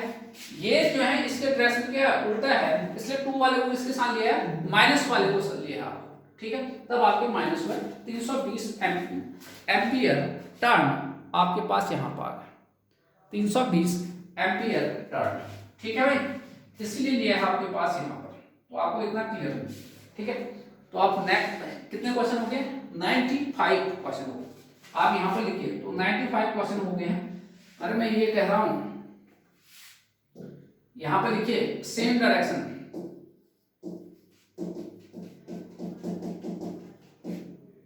ये दोनों सेम डायरेक्शन में है, ठीक है, इसलिए नेट एमएमएफ सेम डायरेक्शन वालों को मैं जो है जोड़ूंगा।